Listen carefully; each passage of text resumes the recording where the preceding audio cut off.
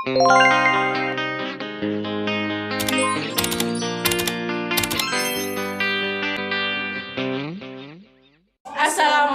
warahmatullahi wabarakatuh. Perkenalkan, kita dari kelompok 3 dengan saya Alvin Kurnia dan saya Nada Haidatul Maulida.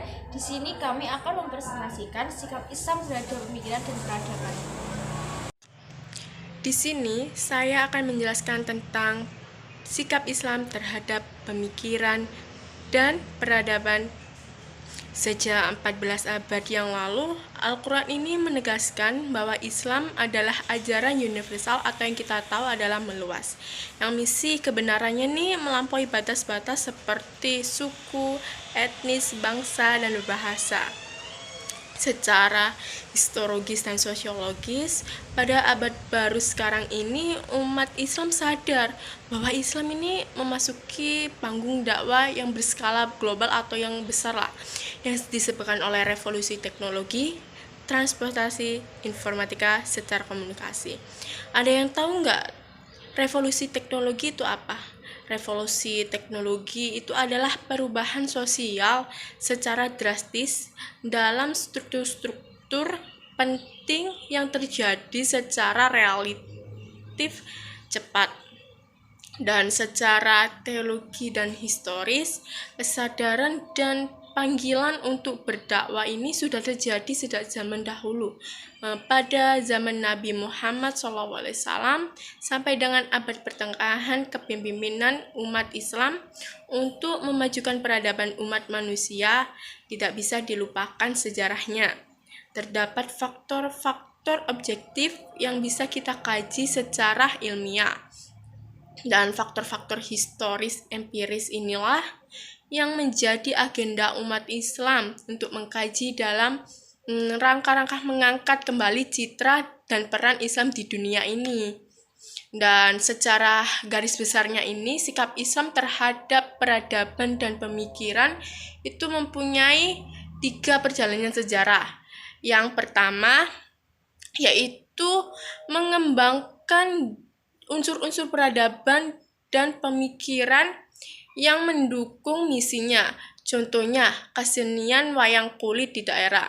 Dan contoh lainnya itu kan kita kalau bertamu kan pasti dikasih suguhan atau dikasih teh hangat atau jajan.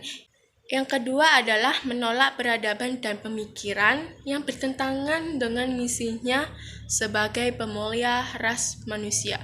Contohnya Islam menolak perbudakan. Pada zaman dulu, perbudakan ini terjadi. Sebelum Islam menurunkan wahyu, perbudakan ini banyak sekali. Tapi seiringnya berjalannya waktu, perbudakan ini akhirnya lenyap begitu saja, teman-teman. Yang ketiga ini mendiamkan atau menerima peradaban dan pemikiran yang tidak mendukung, tetapi tidak bertentangan dengan misinya. Contohnya banyak suku dan adat di Indonesia ini kan. Dan proses-proses pembentukan pemikiran itu diawali dengan peristiwa-peristiwa. Proses perkembangan pemikiran terdapat 3 fase, teman-teman. Yang pertama yaitu akibat adanya pergolakan politik pada masa-masa khalifahan yang menimbulkan perang sifil antara Ali dan Muawiyah, dan perang Jamal ini antara Ali dan Aisyah. Yang kedua, akibat ekspani. Ada yang tahu ekspani itu apa? Ekspani adalah tindakan-tindakan yang dilakukan untuk sebuah pertumbuhan dan perkembangan. Itu namanya ekspani, teman-teman. Dan yang ketiga ini adanya akibat perubahan masyarakat dari masyarakat tradisional menjadi masyarakat yang modern. Dari yang pandangannya cakrawalanya itu berpikir regional menjadi masyarakat yang lebih luas lagi. Dan yang ketiga, faktor itu memberikan pengaruh kuat bagi pertumbuhan dan pergerakan pemikiran dalam Islam. Di samping itu, banyak sugesti berupa ayat-ayat yang menganjurkan tentang pengembangan kemampuan berpikir. Ada banyak ayat dalam Al-Quran yang baik secara langsung maupun tidak mendesak manusia untuk berpikir, merenungkan, atau bernalar. Faktor sosial, ekonomi, politik, dan semacamnya di masa Islam juga mempengaruhi perkembangan pemikiran Islam, sebab Islam selalu terkait dengan konteks sejarah, budaya, dan di sekelilingnya. Dan itu adalah sikap Islam terhadap pemikiran dan peradaban. Terima kasih. Baik, saya akan melanjutkan pembahasan mengenai kedatangan Islam sebagai pembawa peradaban baru. Nah, sebelumnya apa sih itu peradaban? Secara umum, peradaban adalah buah dari setiap usaha yang dilakukan manusia untuk memperbaiki hidupnya. Dalam konteks ini, peradaban adalah produk akal budi manusia melalui daya cipta, rasa, dan juga karsa. Nah, apa sih daya cipta, rasa, dan juga karsa? Yang pertama, daya cipta. Daya cipta adalah melibatkan permunculan gagasan ataupun mengadakan suatu hal. Nah, di sini manusia itu memiliki gagasan atau ide bagaimana cara membawa Islam menuju peradaban yang lebih baik lagi. Nah, yang kedua, daya rasa. Manusia tuh memiliki gagasan atau pendapat itu dari hati nuraninya sendiri, dalam artian tidak dapat hasutan atau dorongan dari orang lain. Nah, yang ketiga, daya karsa. Daya karsa adalah daya atau kekuatan dari jiwa yang menjadi dorongan bagi makhluk hidup dalam berbuat karsa. Ini bisa dikatakan sebagai kehendak. Nah, dilihat dari daya cipta dan juga daya rasa. Di daya karsa ini manusia itu melakukan atau merealisasikan hal yang ingin diwujudkan, yaitu membawa Islam menuju peradaban yang lebih baik lagi. Intinya, daya rasa, cipta, dan juga karsa itu saling berkaitan. Sebagaimana yang dikatakan J. Suyuti Pulungan, adanya peradaban Islam tidak lain bahwa Islam adalah sebuah keyakinan dan tindakan yang didasarkan pada wahyu Allah dan dijelaskan oleh sabda Rasul. Nah, maksudnya peradaban Islam ini benar-benar adanya, ada dasarnya dan juga ada buktinya melalui wahyu Allah dan juga sabda-sabda Rasul. Nah, berarti peradaban ini bukan sekadar mitos atau cerita belaka, akan tapi benar adanya dan sudah dijelaskan di sabda-sabda Rasul dan juga wahyu Allah. Sementara menurut Muhammad Abdul Karim mengatakan bahwa yang dimaksud dengan peradaban Islam adalah bagian-bagian dari kebudayaan Islam yang meliputi berbagai aspek seperti moral, kesenian, dan ilmu pengetahuan dan juga kebudayaan. Nah, yang dimaksud adalah Islam tidak hanya membawa peradaban di sisi keagamannya saja, akan tapi juga di moral, kesenian, ilmu pengetahuan, dan juga kebudayaan. Selanjutnya, kemajuan peradaban Islam tidak dapat dipisahkan dengan kemajuan ilmu pengetahuan. Maksudnya, Islam membawa peradaban juga membawa ilmu baru. Otomatis, masyarakat akan mendapatkan ilmu pengetahuan baru tentunya. Selanjutnya, bisa kita ambil contoh tentang tradisi perbudakan yang diberantas oleh Islam. Nah, tradisi perbudakan ini diberantas dengan cara evolusioner. Nah, apa sih evolusioner itu? Evolusioner adalah merubah suatu tradisi secara sedikit demi sedikit atau bertahap. Jadi, Islam itu merubah dengan cara perlahan tapi pasti, seperti itu. Nah, Al-Quran berusaha menghapus institusi perbudakan dengan menganjurkan berbuat kebajikan, yaitu memerdekakan budak adalah hal yang mulia dan juga berpahala besar. Al-Quran juga menyatakan bahwa penganiayaan terhadap mereka dapat dikonsekuensi hukuman ganti rugi.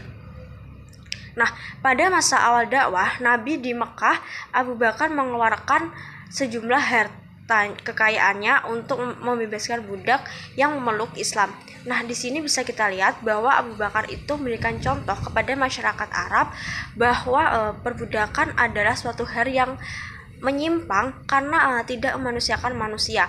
Karena perbudakan itu bisa kita lihat, kita bisa menyamakan budak itu seperti hewan pada saat ini, karena budak tidak memiliki hak atau wewenang apapun. Nah, jadi secara tidak langsung tuannya itu berhak melakukan apapun terhadap budaknya. Nah, budak adalah manusia, otomatis sebagai manusia sudah seharusnya memanusiakan manusia. Nah, dari sini bisa kita simpulkan dengan kedatangannya Islam memberikan peran yang besar terhadap dunia, mengeluarkan dunia dari kegelapan dan juga kebodohan. Juga hal yang menyimpang dan kebinasaan akhlak. Bisa dikatakan kedatangan Islam ibarat mercusuar yang bersinar cemerlang. Selanjutnya, kegunaan kajian pemikiran dan peradaban. Bagi seorang sarjana muslim, mengetahui dan mengerti agama Islam merupakan suatu keharusan. Oleh karena itu, kajian mengenai peradaban dan pemikiran Islam ini diberikan dengan maksud diantaranya adalah nomor 1, mengetahui periode-periode perkembangan sejarah Islam. Nah, di sini maksudnya kita sebagai mahasiswa itu mengetahui periode perkembangan Islam dari zaman ke zaman, dari bagaimana Islam menuju peradaban sampai sekarang ini. Nah, dengan mengkaji kita tahu bagaimana perkembangannya dari zaman ke zaman. Yang kedua, mengetahui latar belakang sosiologis dalam kurun waktu dan tempat tertentu. Nah, jadi dengan mengkaji ini kita jadi tahu waktu dan tempat apa saja yang meliputi atau yang terkait dengan perkembangan peradaban Islam. Nah, jadi kita tuh tidak hanya mengetahui ceritanya saja, tetapi juga tahu waktu dan juga tempatnya. Yang ketiga, mengetahui fenomena agama. Nah, dalam mengkaji ini kita juga tahu agama tuh apa aja sih sebelum adanya Islam gitu. Agama Islam tuh meliputi beberapa keyakinan. Nah, dengan mengkaji ini kita akan tahu apa saja agama-agama tersebut. Yang keempat, mengkaji agama dengan pendekatan yang sesuai dengan masalahnya. Nah,